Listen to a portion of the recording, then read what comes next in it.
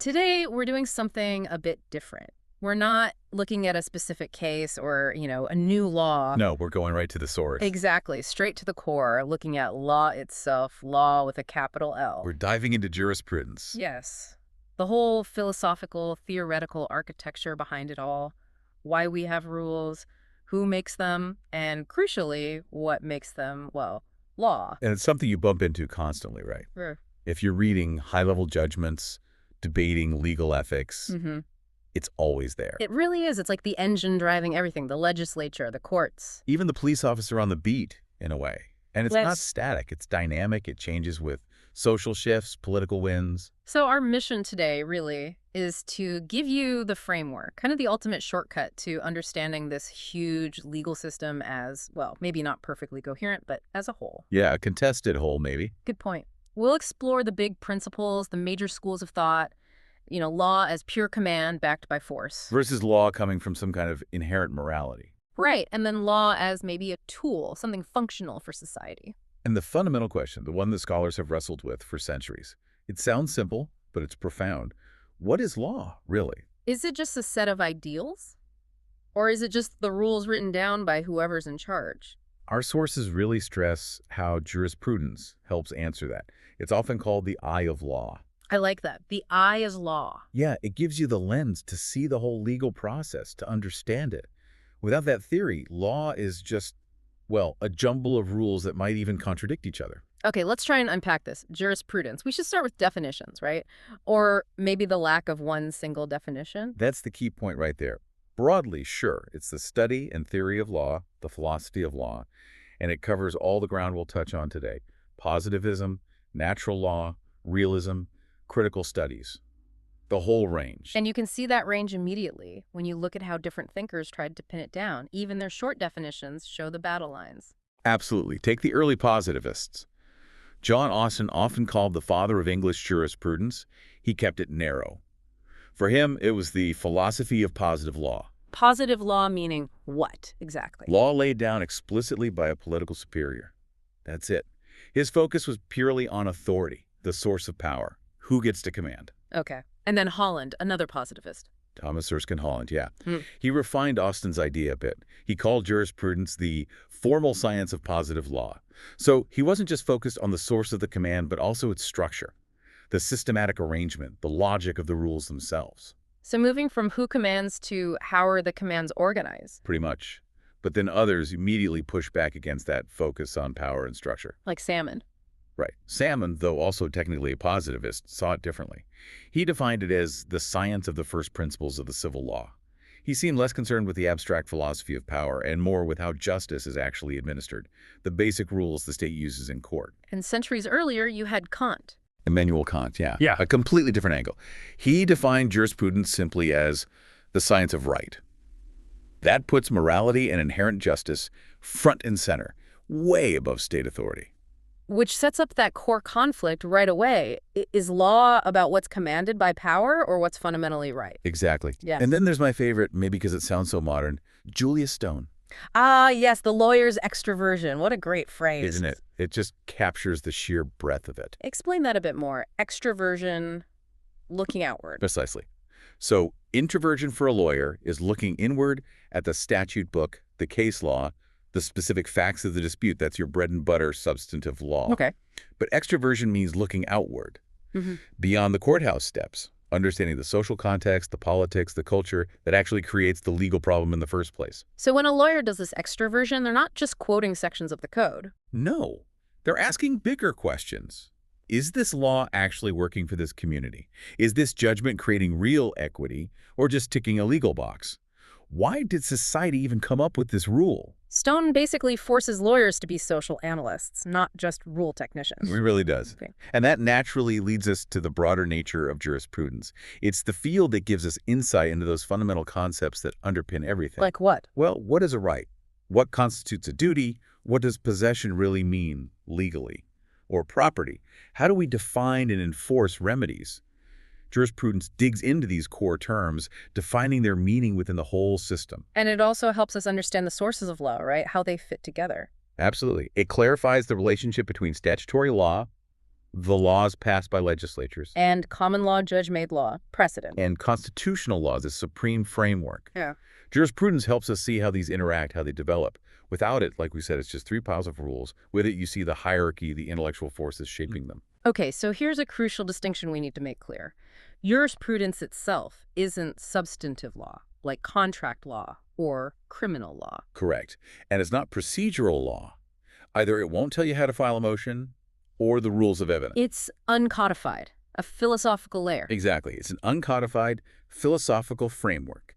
The intellectual skeleton, if you like, holding the whole legal body together. And because law isn't made in a vacuum, Its scope has to be huge.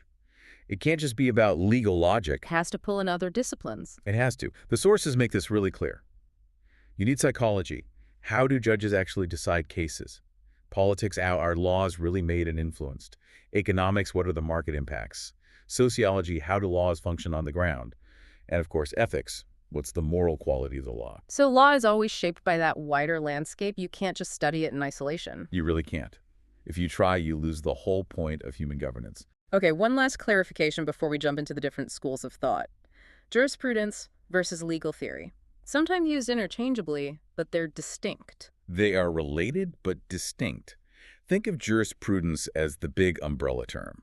It's the broad historical investigation into the abstract, general theoretical side of law. And legal theory. Legal theory is more specific. It's a subset, focusing on the philosophical content of law right now. Yeah. It directly tackles that question, what is law?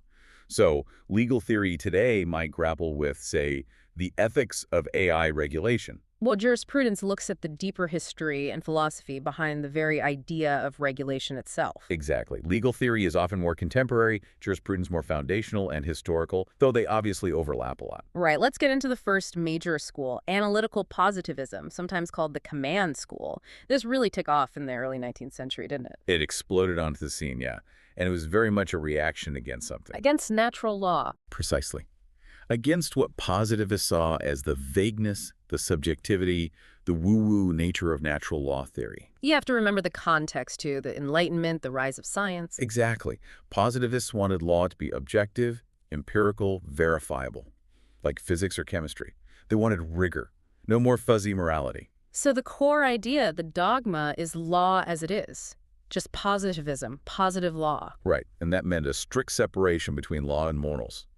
For a positivist, the job is to analyze the law as it's actually been enacted by a legitimate authority. Whether that law is good or bad, that's a separate question entirely. It doesn't affect its status as law. Morality is irrelevant to legal validity for them. Pretty much. And the early architect of this modern version was Jeremy Bentham. The English reformer? Yeah, radical thinker. Yeah. He really pushed for this analytical approach. He actually split jurisprudence into two parts. Okay. First, expository jurisprudence. That's the job of analyzing law exactly as it is, no moral judgments allowed. Just describe this system. And the second part. Censorial jurisprudence. This is the science of legislation. This is where you can ask what the law ought to be to improve society. But it's kept separate from analyzing what the law is. And Bentham had a clear goal for that ought-to-be part, didn't he? His principle of utility. Absolutely. His driving force for the censorial side was utility. He argued the state's main job is to maximize happiness and liberty for the most people. Law should promote pleasure, decrease pain. The classic test. Greatest happiness of the greatest number of people. That's the one. So law becomes a tool for calculated social benefit. But crucially, he also laid down the core mechanical definition for the law as it is part. Which was? Law is the command of the sovereign. Simple as that. Which leads us straight to a student. John Austin, the big one. Often called the father of the analytical school. Right. And he really formalized Bentham's ideas into this incredibly influential, though often attacked, definition of law. The imperative theory, it's almost like a formula. It is. It's boiled down to law, command, plus sovereign, plus sanction. Super concise. Let's break that down. First, command. Okay, so command. These are rules or orders imposed by someone superior on someone inferior. And they have to be backed by compulsion, by force. But not just any command. No. Austin made a key distinction. Specific commands, like a judge ordering one person to pay damages, aren't laws in his main sense. True laws are general commands, issued to guide a whole community or class of people. Okay, makes sense. Second part, the sovereign. This is the source of the commands, the ultimate authority. Austin defined the sovereign as the person or body of persons that the bulk of society habitually obeys. Habitual obedience. Yes. But here's the crucial bit, the part that causes problems. The sovereign himself obeys no one, no higher authority. That immediately sounds tricky in, say, a modern democracy. It's hugely problematic. Who is the sovereign? The Yeah. people. But the people obey the laws made by their representatives, the legislature. But they obey the Constitution. Austin's model really fits best with an absolute monarch or maybe a dictator, one entity with truly ultimate unchecked power. Right. And the third piece, sanction, the teeth of the law. The teeth, exactly. For Austin, this was the absolute key to positive law. The command must be backed by the threat of punishment, by the state's physical force. It's the fear of punishment that creates the legal obligation. Precisely. If there's no sanction for breaking a rule, it's not really law in his view. It might be a moral guideline or advice, but not law. It's a very neat, logical package. But the criticisms came thick and fast, didn't they? Oh, immediately. Because Uh-huh. it's just too rigid, too divorced from how law actually works in the real world. Like, where do customs fit in? Exactly. Austin pretty much ignored custom altogether. But custom's long-standing social rules and traditions governed societies for ages before any sovereign wrote down formal laws. Think tribal laws, early common law. Austin's formula just doesn't account for them. And what about judges? Does he just ignore them? He doesn't give them much room. His theory has no real place for judge-made law for precedent. A strict positivist might say judges just apply the sovereign's delegated will. But that doesn't feel right. Judges often interpret vague laws or even fill gaps where the law is silent. That looks a lot like making law, not just applying it. Critics certainly thought so. Judges seem to have a creative function that Austin's model misses. And that point about the sovereign being completely absolute. Yeah, that's another major sticking point. History shows even powerful monarchs were often bound by religious rules, ethical codes, or deep-seated customs. If they totally ignored those, they risked losing legitimacy, maybe even facing revolt. Truly absolute, unbound power is rare, maybe impossible in practice. Okay, so Austin is the classic positivist. But the school evolved, right? With Hans Kelsen. Yes, Hans Kelsen, an Austrian jurist, took positivism in a fascinating, even more abstract direction with his pure theory of law. Pure theory. What did he mean by pure? He wanted to purify the study of law, to strip away everything he saw as an alien element. That meant getting rid of morality, politics, sociology, history, ethics, anything that wasn't strictly legal. Wow, so isolate law completely. Isolate it? Yes. Study it as a self-contained, logical system of norms. His definition was stark. Law is the body of norms which stipulate sanction. He still links law to sanction, like Austin, but the focus is on the structure of norms. Norms meaning rules or standards. Right, and this leads to his big idea, the hierarchy of norms. For Kelsen, jurisprudence is basically mapping this pyramid of norms. How does that work? The validity of any lower norm, any specific rule, depends entirely on a higher norm. A regulation is valid because it's authorized by a statute. The statute is valid because it's authorized by the Constitution. And what's at the very top of the pyramid? That's the famous Grundnorm, the basic norm. Which isn't a written law itself. No, it's a presupposition, a foundational assumption or hypothesis that gives validity to the entire legal system. Think of the Constitution. As the source suggests, it often functions like the Grundnorm in practice. Laws like the Penal Code or Procedure Code are valid because they align with the Constitution. If they conflict, they're struck down. So the Grundnorm is the ultimate because. Why is the statute valid? Because the Constitution says so. Why is the Constitution valid? Because we presuppose the Grundnorm that says it is. You've got it. It's the ultimate logical backstop. Kelsen even used it to explain revolutions. If a revolution successfully overthrows the old order and establishes a new one that people generally obey. Then the Grundnorm has changed. Yes, the old legal system loses its validity, its foundation is gone, even if some old rules are still followed for a while. It's a very logical, it's rather cold, way to look at fundamental legal change. But Kelsen faced criticism too, right? This purity. Oh, absolutely. That concept of the Grundnorm, it's pretty vague, isn't it? How do you scientifically prove this presupposed basic norm? It seems a bit mystical for such a logical system. And by stripping out morality, politics, practicalities, did his theory become too pure? That was the main charge. Critics argued that by ignoring morality and how law actually functions in society, Kelsen's theory, while maybe logically elegant, wasn't a very useful description of human law. Can a system that logically allows for terrible injustice still be called a proper legal system? And that question, can an immoral law still be proper law? That takes us right out of positivism and back to a much older tradition, natural law theory. It's the perfect counterpoint. If positivism, especially in its harder forms, says law is command separate from morals, natural law insists that law ought to be moral, or rather, that true law is inherently linked to morality. So they reject that strict separation between the I's and the ought. Completely. For a natural law theorist, an unjust law isn't just a bad law. It might be a distortion of law, maybe not even law in the fullest sense. Lex injusta non est lex. An unjust law is not law. So where does this true law come from, if not from a political ruler? That's the key difference. The source isn't a human authority. It's seen as deriving from a higher supreme source. Depending on the theorist, that could be God, or nature itself, or fundamental human reason. It's an ideal source. And it's nature. You hear words like eternal, unchangeable. Exactly. Natural law is seen as timeless, universal, immutable. It's not made by humans in legislatures. It's discovered by humans through reason, through conscience, through insight. It applies to everyone, everywhere. And enforcement, if it's not written down in a code and backed by state police. Its authority doesn't come from external enforcement. It comes from its inherent rightness, its appeal to reason or conscience. It's considered a higher form of law, sometimes called divine law, or the law of reason that stands above human-made positive law. We can trace this idea way back, can't we, to ancient Greece? Oh, absolutely. Back to Socrates. He believed that just like there are natural physical laws governing the universe, there's a natural moral law. Accessible through human insight. Yes, his term for our innate capacity to reason, to distinguish good from bad. And this insight provides the standard by which we should judge the positive laws made by the state. But Socrates himself, there's that famous paradox. He obeyed the law even when it condemned him unjustly. Right. He drank the hemlock. He respected the system of law in Athens, the authority of the legal structure itself, even when it produced a result he knew was wrong in his own case. A fascinating tension there. And Aristotle, he built on Socrates. He did.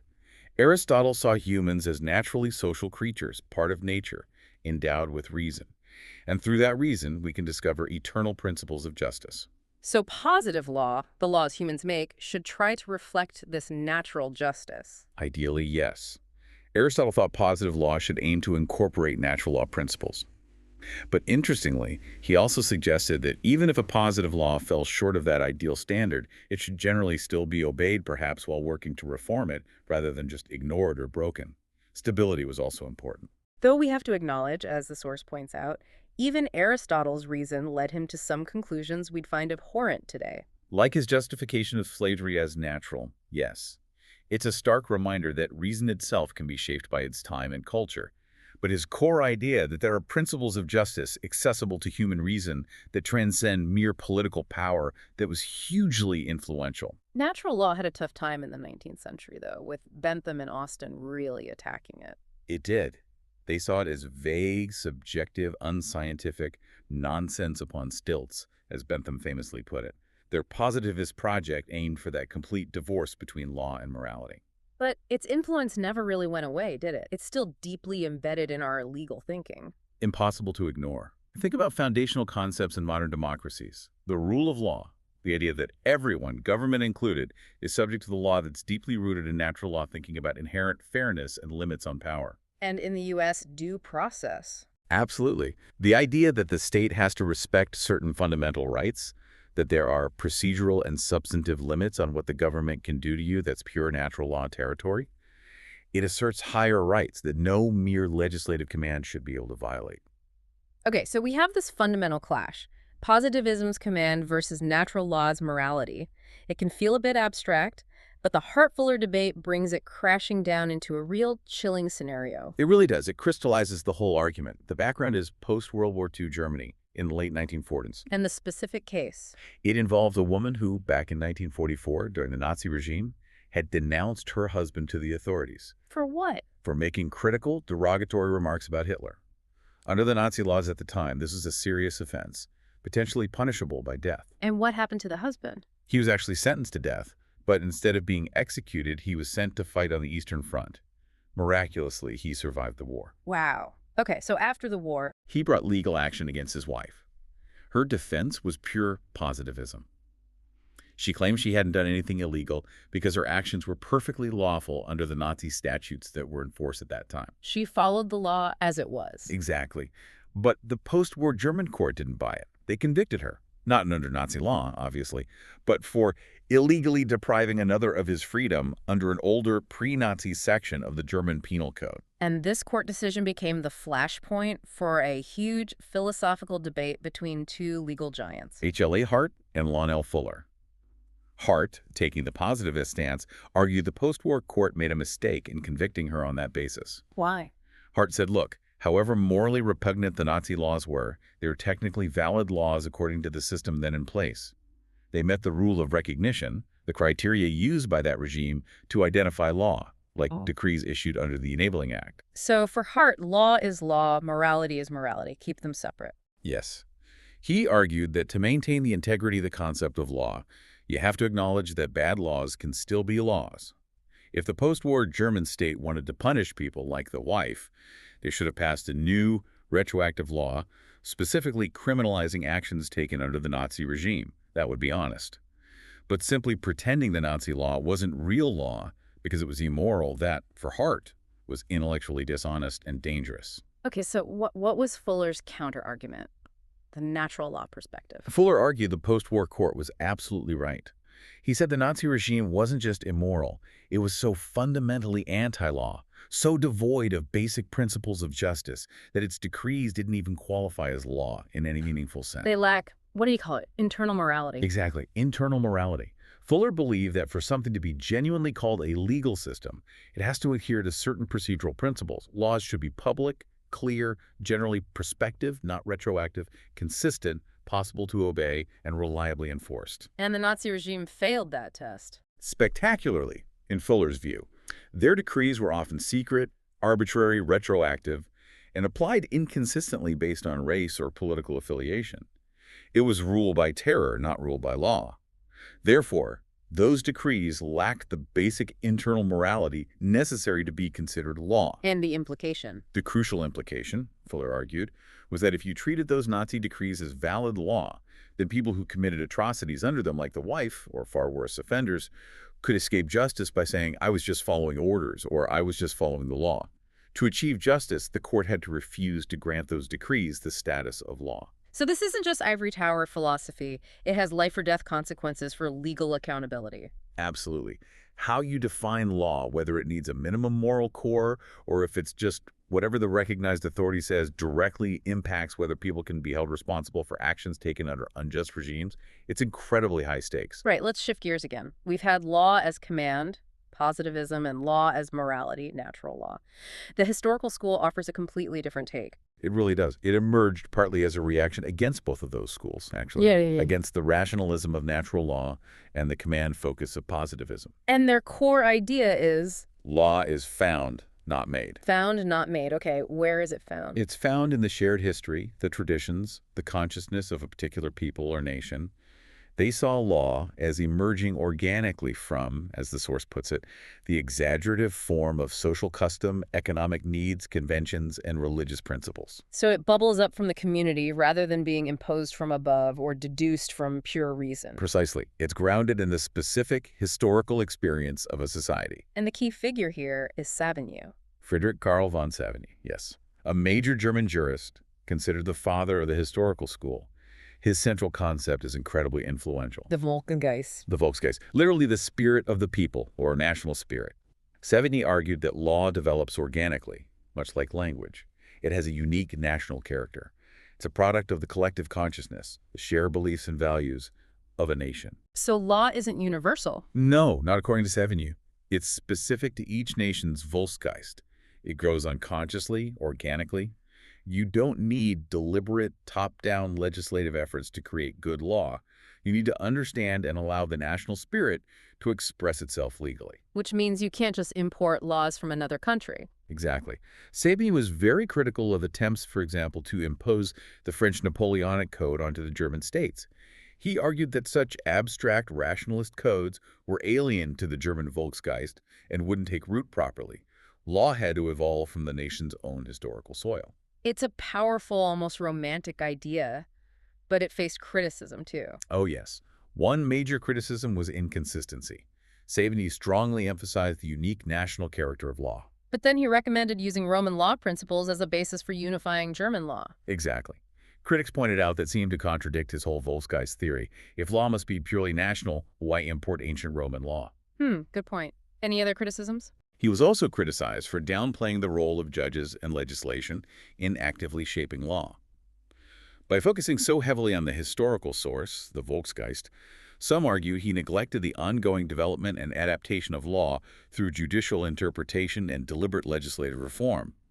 The stream was forgotten in favor of the wellspring, as one critic put it. Okay. Another important figure in this school was Sir Henry Maine. Yes, Sir Henry Maine offered a different perspective within the historical approach.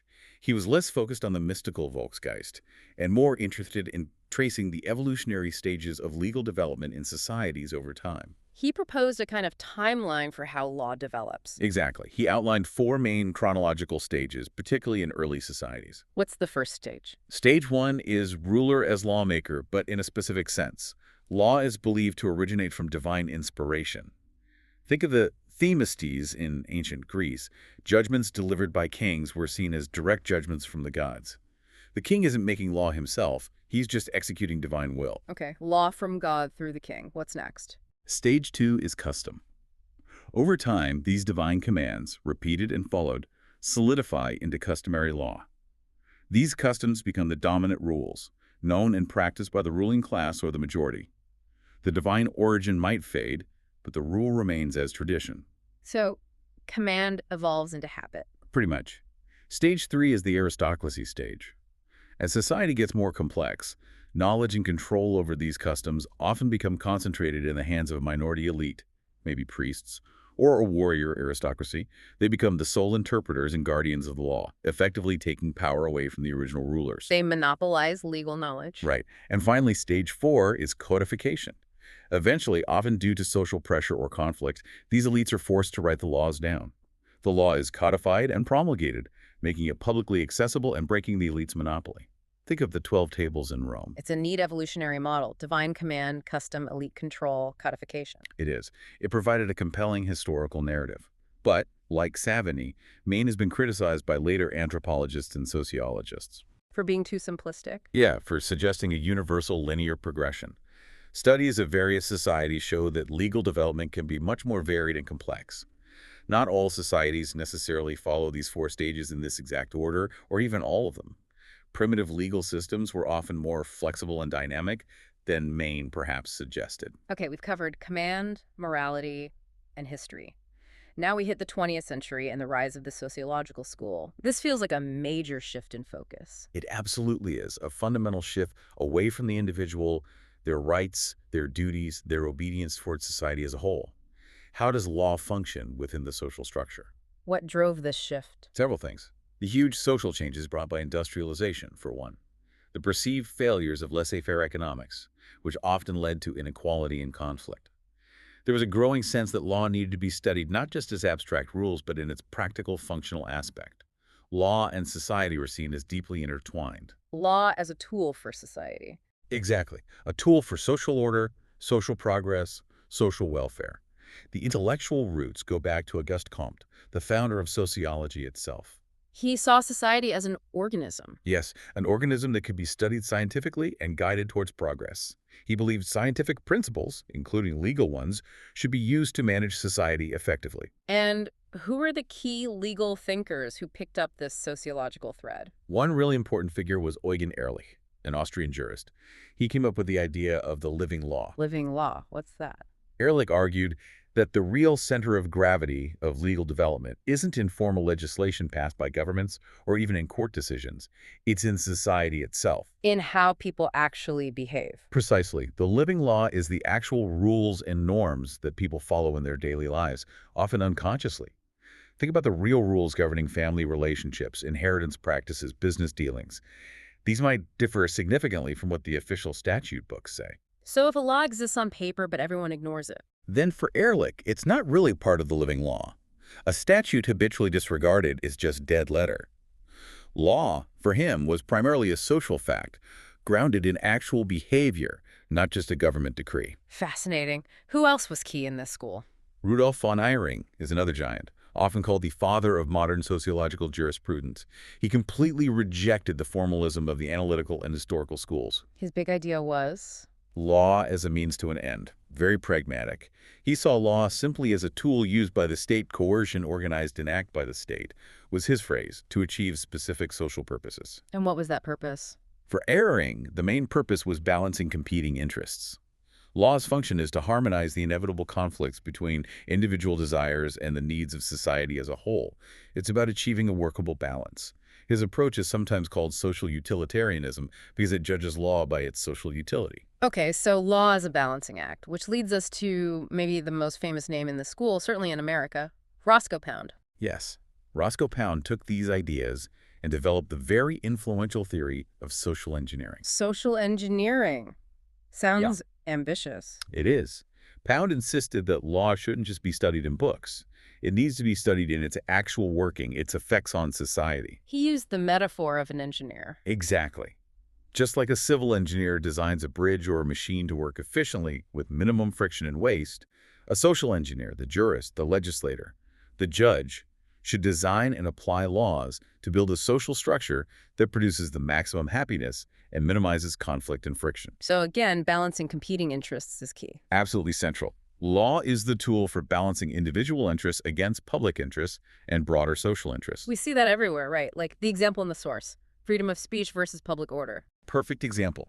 Article 19(1) in the Indian Constitution grants freedom of speech and individual interest. But Article 19(2) allows the state to impose reasonable restrictions in the interest of public order, security, decency, representing public and social interests. Law draws the line, engineers the balance. And Pound tried to categorize these interests. He did with his interest theory. He tried to identify and classify the various interests that law needs to recognize and protect. He broke them down into three main types. Which are? First, individual interests. These are claims or demands directly involving the individual's life. Things like personal security, reputation, privacy, freedom of belief, domestic relations, and interests of substance like property and freedom of contract, your personal sphere. Okay, second type. Public interests. These are the claims or interests of the state itself, considered as a legal entity. This includes the state's interest in its own security and efficient function in protecting state property, ensuring the integrity of government processes. And the third type? Social interests. This is the broadest category. These are claims or demands thought of in terms of the social group as a whole, the interests of civilized society. What kind of things fall under social interests? Pound listed several subcategories here: general security, safety, health, peace, security of social institutions like family, religion, political institutions, general morals, conservation of social resources, natural and human, general progress, economic, political, cultural, and the interest in individual life, ensuring everyone has opportunities. Wow, that's comprehensive. So the social engineer's job is constantly adjusting the boundaries between these individual, public, and social interests. That's the idea, using law to weigh them, balance them, and find compromises that allow society to function smoothly and progress with the minimum amount of friction and wasted effort. It's a very dynamic view of law. Okay, this sociological view seems quite dominant in the 20th century, but then we get more critical perspectives emerging. Yes, moving into more contemporary jurisprudence,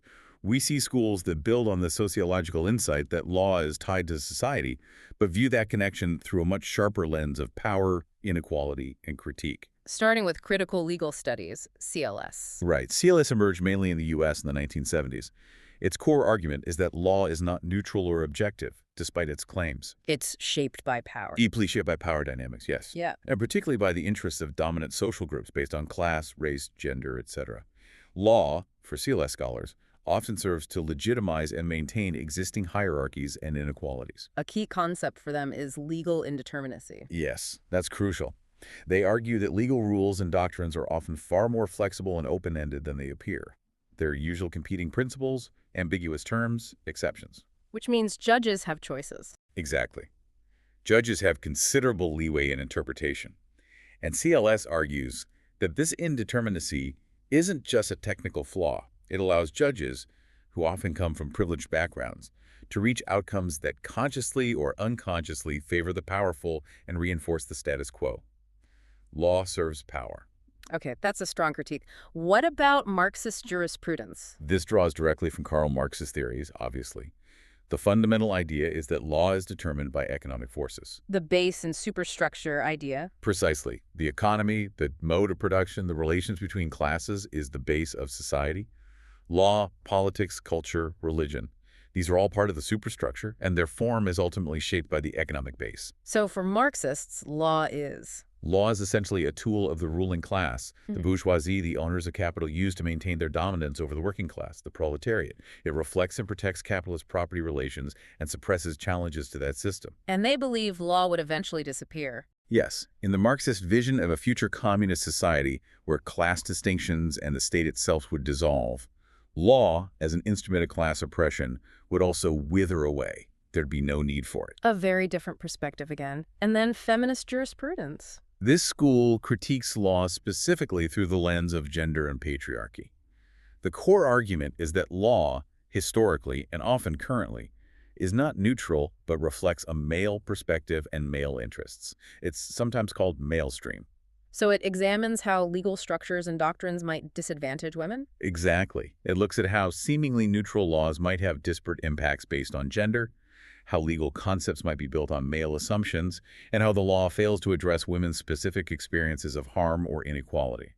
The goal is political, economic, and social equality of the sexes, and using legal critique and reform to achieve that. Can you give examples of its impact? Sure. The development and strengthening of laws addressing issues like domestic violence, sexual harassment, reproductive rights, equal pay, and the reform of family law. These have all been heavily influenced by feminist legal thought. Laws like the Dowry Prohibition Act or Maternity Benefit Act mentioned in the source are clear examples of challenging gender-neutral assumptions. Right. And one more contemporary school mentioned, legal realism.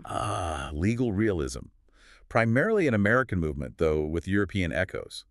Realists are fiercely pragmatic. They're less interested in abstract theories or what the law should be, and much more interested in what law actually is in practice. Focus on reality, not just the books. Exactly. They famously said, law is what the officials do about disputes.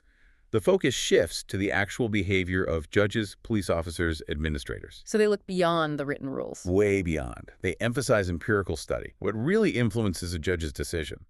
Realists would say it's often less about the formal legal rules and more about the judge's personality, biases, political views, economic background, even what they had for breakfast. Seriously.